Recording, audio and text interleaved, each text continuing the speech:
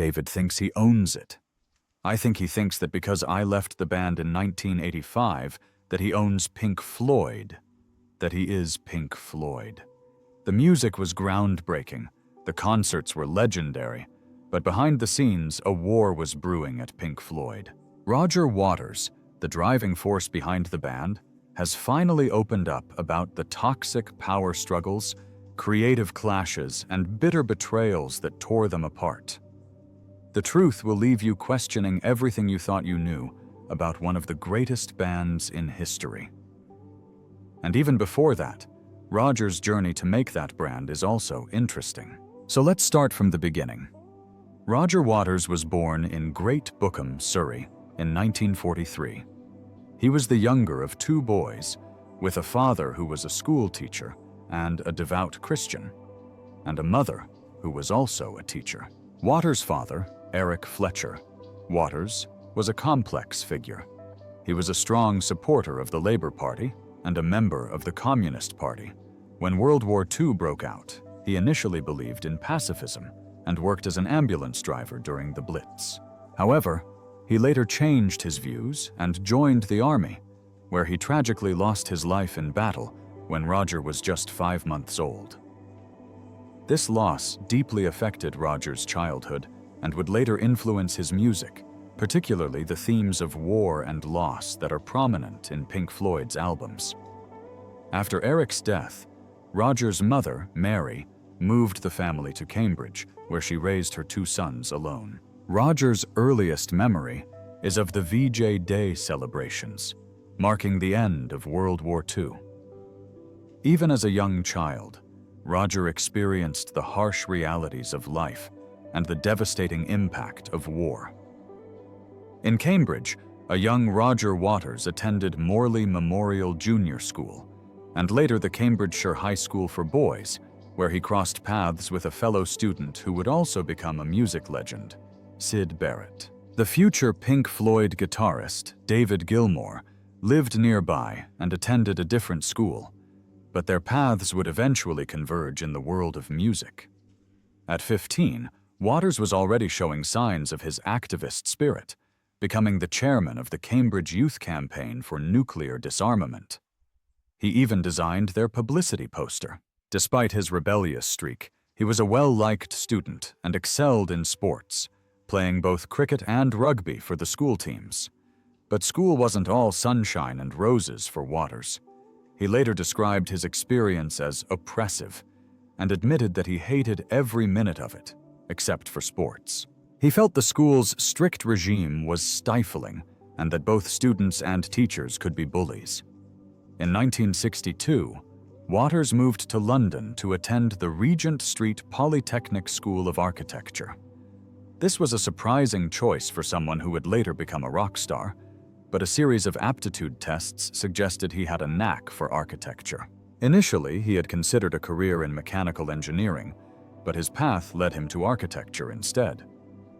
It was at the Regent Street Polytechnic that Waters met Nick Mason and Richard Wright. They became a good friend and started spending time with each other. By September 1963, Roger Waters and Nick Mason were tired of their studies. They decided to move into a flat in Stanhope Gardens, owned by a part-time tutor at their school.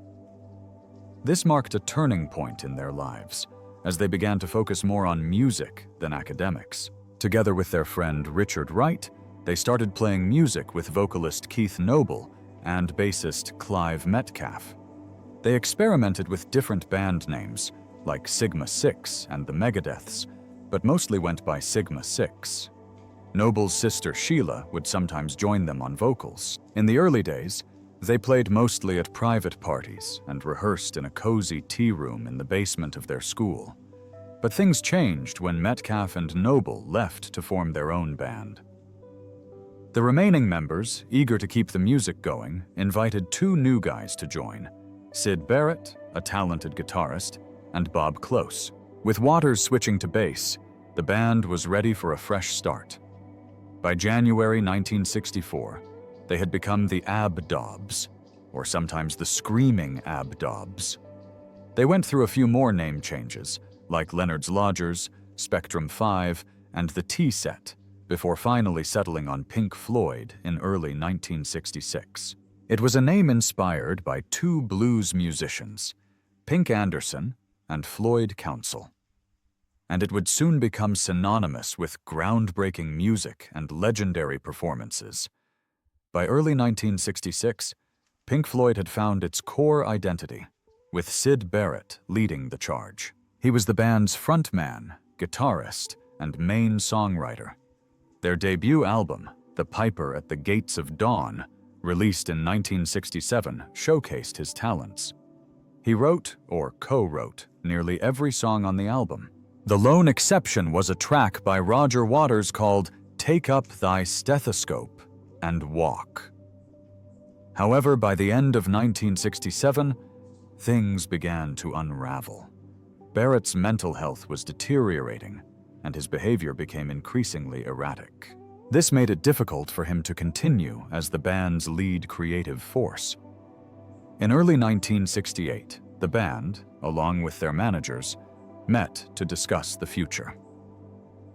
It was a tough decision, but everyone agreed that Barrett could no longer contribute in the way he once did. He left the band, and as part of the agreement, his former managers retained rights related to his past work with Pink Floyd. With a new manager, Steve O'Rourke, on board, Pink Floyd announced a changing of the guard. Syd Barrett was out, and David Gilmour was officially brought in to fill the void. After Syd Barrett left the band in 1968, Roger Waters stepped up and took the reins as Pink Floyd's artistic leader. He was the one with the vision, steering the band's musical direction towards his own interests, which were more political and philosophical than Barrett's whimsical style. In 1970, Waters collaborated with Ron Geisen to create Music from the Body, a soundtrack for a documentary. It was a unique project that showcased Waters' experimental side and his willingness to explore different genres. Waters' influence on Pink Floyd's music grew over time. He became the main songwriter and lyricist, often sharing lead vocals with David Gilmour and sometimes Richard Wright. Throughout the late 70s, he was the driving force behind the band's creative output, leading up to his departure in 1985. With Roger Waters at the helm, Pink Floyd released The Dark Side of the Moon in 1973. This album, with all its lyrics written by Waters, became a musical phenomenon. It stayed on the Billboard charts for an incredible 736 weeks straight, selling over 40 million copies worldwide. Even in 2005, it was still selling thousands of copies every week.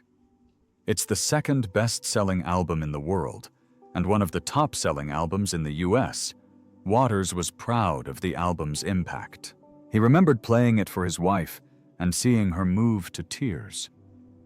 He knew then that he had created something special, something that resonated with people on a deep level. Waters' personal experiences and ideas heavily influenced Pink Floyd's music during this time. The albums The Dark Side of the Moon, Wish You Were Here, Animals, The Wall, and The Final Cut were all concept albums, meaning they told stories or explored specific themes. One recurring theme in Waters' lyrics was the cost of war and the loss of his father in World War II. This theme appeared in several songs from Corporal Clegg on their earlier album, A Saucerful of Secrets to When the Tigers Broke Free, and the Fletcher Memorial Home on The Final Cut, an album dedicated to his father. The Wall, another iconic Pink Floyd album, was deeply influenced by Waters' childhood experiences growing up in a post-war English society. The album explores themes of isolation, loss, and the emotional barriers we build around ourselves. In 1979, Pink Floyd released The Wall, a monumental double album that was almost entirely written by Roger Waters. It's a deeply personal work, heavily based on Waters' own life experiences. The album's themes of isolation, abandonment, and the pressures of fame resonated with millions, making it one of the best-selling albums of all time. In the US alone, it has sold over 23 million copies. To bring this ambitious project to life, Pink Floyd hired Bob Ezrin as co-producer and the talented cartoonist Gerald Scarfe to create the album's iconic artwork. They also embarked on a massive tour called the Wall Tour, with elaborate stage shows featuring a giant wall being built and then torn down. The final performance of this tour, in 1981 at Earl's Court in London, would be the last time Pink Floyd played with Roger Waters, until a brief reunion at the Live 8 concert in 2005. In 1983, Pink Floyd released what would be their last album with Waters, The Final Cut. This album was essentially a Roger Waters solo project, with him writing all the music and lyrics. It was a dark and politically charged album, with lyrics criticizing the British government and even mentioning Prime Minister Margaret Thatcher by name. The making of The Final Cut was fraught with tension and creative differences between Waters and the other band members, particularly David Gilmour. Gilmour wanted to delay recording so he could write some songs, but Waters refused. This led to Gilmour's name being removed from the credits, even though he still got paid. Despite the internal struggles, The Final Cut was a critical success. Rolling Stone magazine gave it 5 stars, calling it a superlative achievement and art rock's crowning masterpiece. The tensions within Pink Floyd, which had been simmering for years, finally boiled over in 1985, when Roger Waters decided to leave the band. Creative differences had become irreconcilable, and Waters felt that the band had lost its creative spark. In December of that year, he officially notified the record companies, EMI and CBS, of his departure, invoking a clause in his contract. The split was inamicable. In 1986, Waters took legal action to dissolve the Pink Floyd partnership, arguing that the band was no longer a viable creative entity. He even called them a spent force creatively. But David Gilmour and Nick Mason, the remaining members, weren't ready to let go of the Pink Floyd name. They wanted to continue making music under the same banner. This led to a bitter legal battle over the rights to the band's name and material. Waters felt that Pink Floyd without him was a betrayal of their legacy. He compared it to Paul McCartney and Ringo Starr trying to perform as the Beatles without John Lennon. It just didn't feel right. He was afraid that Gilmour and Mason would bring in new people to write the music, which he saw as an insult to their previous work. The legal dispute dragged on until 1987, when Waters and the remaining members of Pink Floyd finally reached an agreement. Waters was released from his management contract and retained the rights to specific Pink Floyd creations, like the concept for the wall and the inflatable pig from Animals. It's him. It's idiosyncratic. It's different to any other player, and has that indefinable something that great players have. Despite the settlement, the split left a sour taste in everyone's mouths. Pink Floyd went on to release 3 more studio albums without Waters, but their sound and direction were noticeably different. In 1999, Gilmour revealed that Waters had even declined an invitation to perform The Dark Side of the Moon with the band at a concert in London. In 2005, Roger Waters reflected on his departure from Pink Floyd. He admitted that it had been a bad negative time and acknowledged his role in creating that negativity. He expressed regret for trying to force his feelings about the band's worth and work onto the other members, recognizing that they didn't necessarily share his perspective. It was a moment of self-awareness and a realization that his actions had contributed to the conflict. In a surprising turn of events, the seemingly impossible happened. In July 2005, Roger Waters, David Gilmour, Nick Mason, and Richard Wright reunited on stage as Pink Floyd for a one-time performance at the Live 8 concert in London's Hyde Park. It was the first time they had played together in 24 years since their last performance of The Wall in 1981. The band delivered a powerful 23-minute set, playing some of their most iconic songs like Money, Wish You Were Here, and Comfortably Numb. It was an emotional reunion for both the band and the audience, who were thrilled to see the legendary group back together. However, despite the positive experience, Waters admitted that the chances of a full-fledged reunion were slim. He and Gilmour still had differing opinions about the band's direction and musical choices. While Waters had wanted to play a different set of songs, he ultimately agreed to roll over for one night only. Despite the lingering disagreements, the Live 8 performance was a powerful testament to Pink Floyd's enduring legacy and the impact their music had on generations of fans. It was a brief but memorable moment of unity for a band that had been through so much turmoil. Later that year, in November 2005, Pink Floyd was inducted into the UK Music Hall of Fame, a fitting tribute to their contributions to music history. In 1984, Roger Waters embarked on a new musical journey, stepping away from Pink Floyd to release his first solo album, The Pros and Cons of Hitchhiking. This wasn't your typical rock album. It was a deeply personal exploration of Waters' own feelings about love, commitment, and the allure of a carefree lifestyle. The story follows a character named Reg, who grapples with the conflicting desires for a stable family life and the freedom of the open road. It's a musical journey through Reg's dreams and fantasies, filled with vivid imagery and introspective lyrics. To bring this unique vision to life, Waters enlisted the help of some big names. Eric Clapton, the legendary guitarist, added his signature bluesy sound to the album, while jazz saxophonist David Sanborn brought a touch of soulful improvisation. The album's artwork, created by the talented Gerald Scarfe, who had also worked on Pink Floyd's The Wall, added another layer of visual storytelling to the project. However, The Pros and Cons of Hitchhiking wasn't universally praised. Some critics, like Kurt Loder, found it to be a strange and unappealing album, even giving it a harsh 1-star rating in Rolling Stone.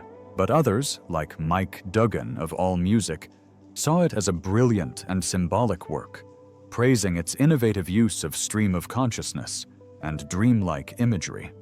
Despite the mixed reception of his solo debut, Waters didn't let that deter him. In 1984, he hit the road with Eric Clapton and a new band to tour The Pros and Cons of Hitchhiking. The shows were a mix of new material and classic Pink Floyd songs, giving fans a taste of both worlds. The tour kicked off in Stockholm on June 16th, but it wasn't exactly a smooth ride. Ticket sales were disappointing, leading to cancellations at some larger venues. Waters later admitted that he lost a significant amount of money on the tour, but he didn't give up.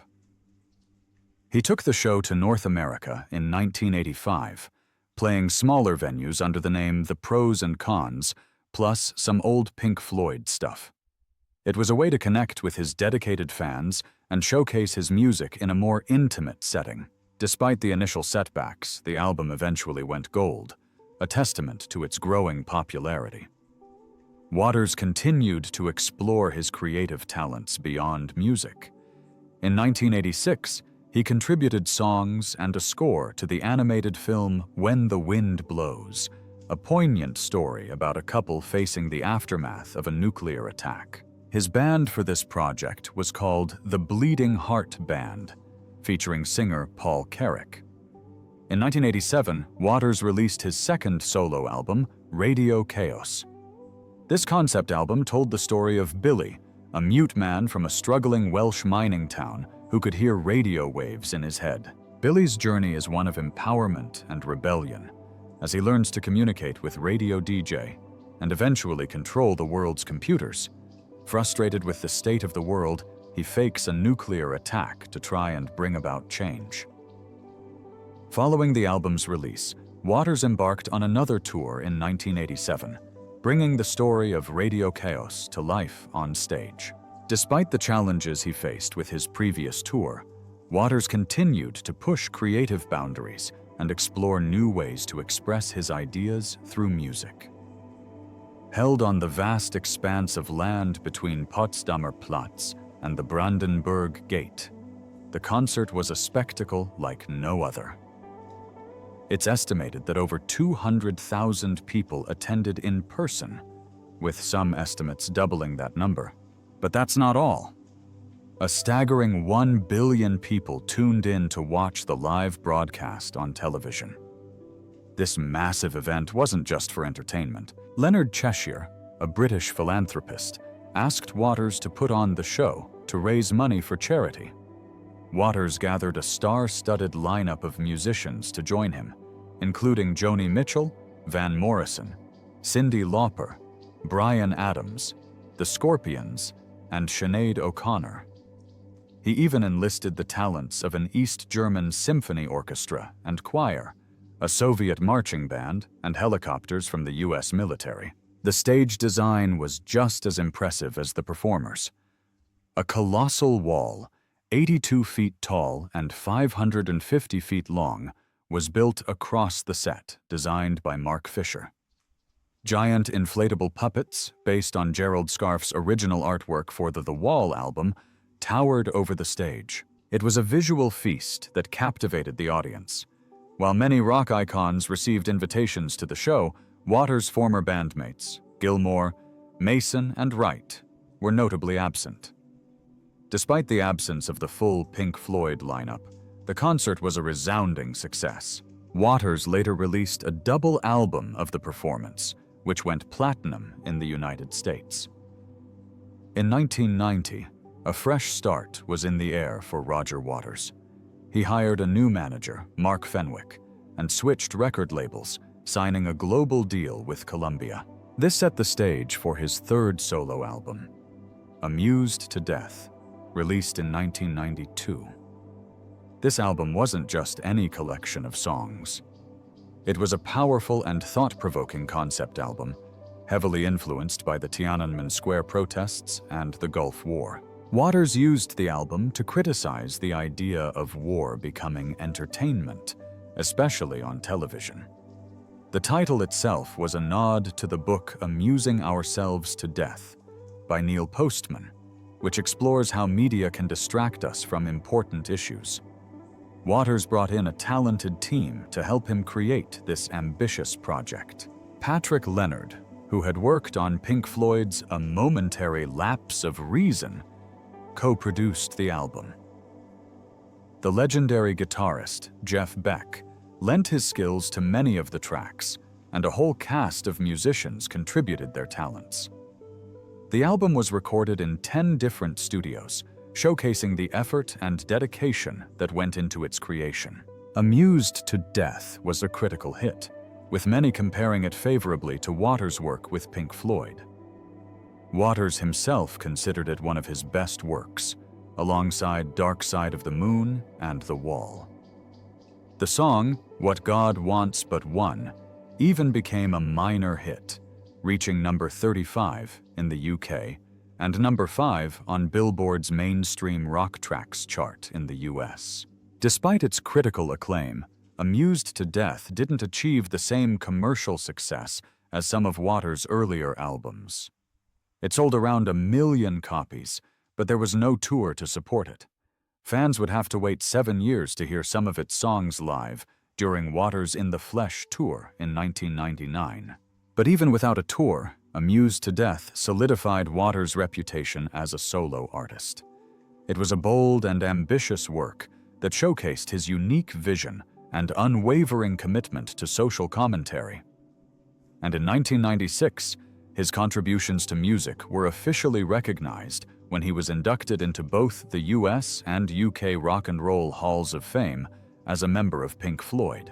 In 1999, after a long break from touring, Roger Waters decided it was time to hit the road again. His In the Flesh tour was a major event, featuring a mix of his solo work and classic Pink Floyd songs. The tour was a huge success, especially in the US. Even though he had booked smaller venues, The demand for tickets was so high that many of the shows were moved to bigger places. The In the Flesh tour lasted for 3 years, spanning across the globe and culminating in a grand finale at the Glastonbury Festival in 2002. Waters played for a massive crowd of 70,000 people, performing 15 Pink Floyd songs and 5 of his own. It was a triumphant return to the stage for the legendary musician. But Waters wasn't just focused on touring. In 2004, Miramax announced that The Wall would be turned into a Broadway musical, with Waters playing a key role in its creation. The musical was set to include songs from The Dark Side of the Moon, Wish You Were Here, and other Pink Floyd albums, along with some new material. While the Broadway production was still in the works, parts of the opera were performed in Malta during the Welcome Europe celebrations in May 2004.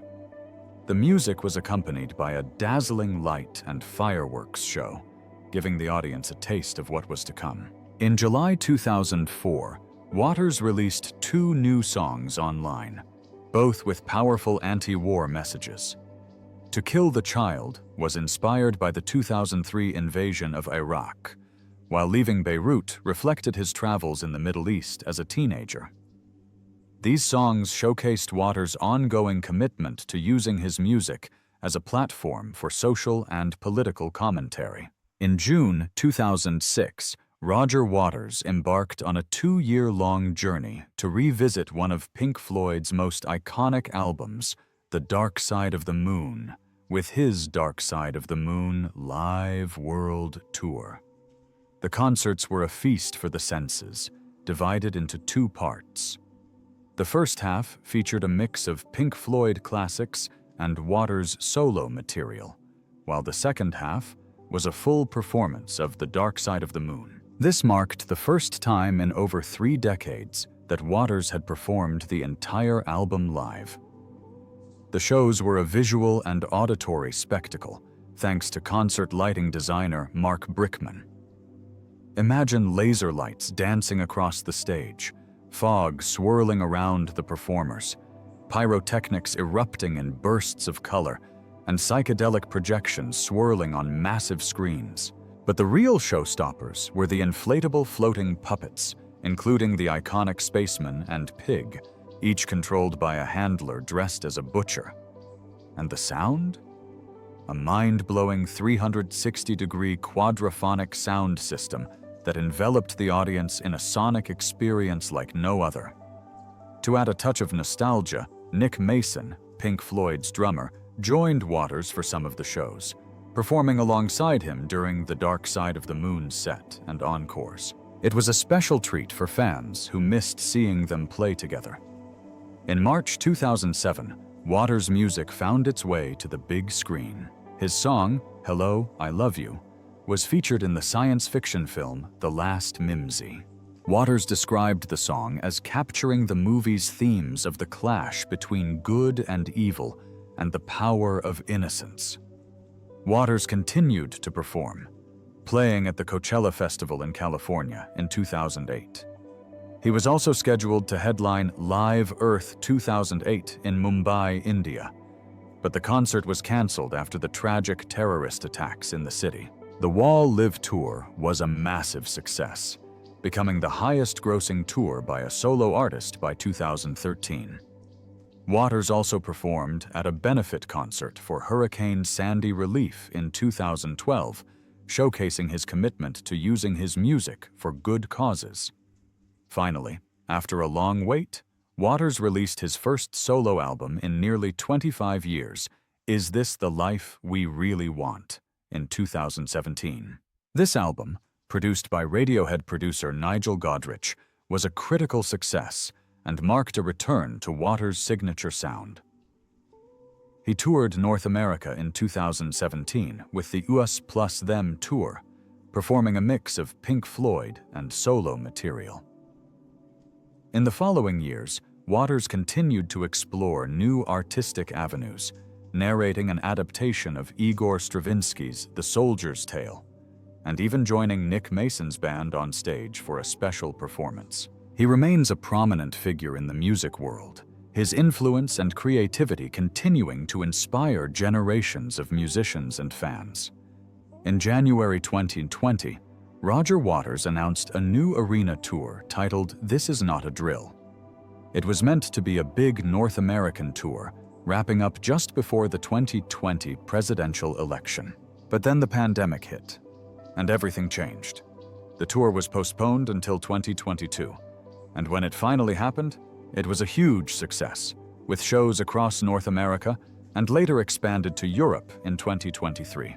Waters used the tour as a platform to share his political views and social commentary, making it more than just a concert experience. During the pandemic lockdown, Waters kept busy. He started writing a memoir, reflecting on his life and career.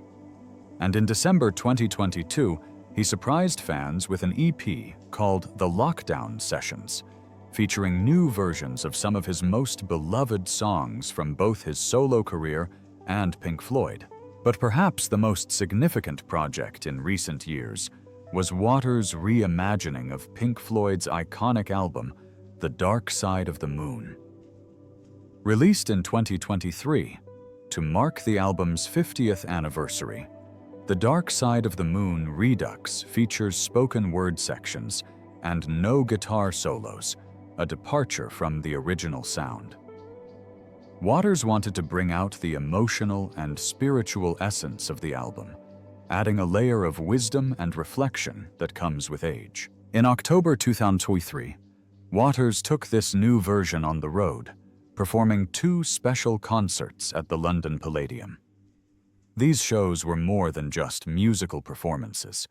They were a platform for Waters to share his thoughts on various topics, including the plight of Julian Assange, and excerpts from his unpublished memoir. Roger Waters, beyond his musical talents, has been a vocal advocate for Palestine in the ongoing Israeli-Palestinian conflict.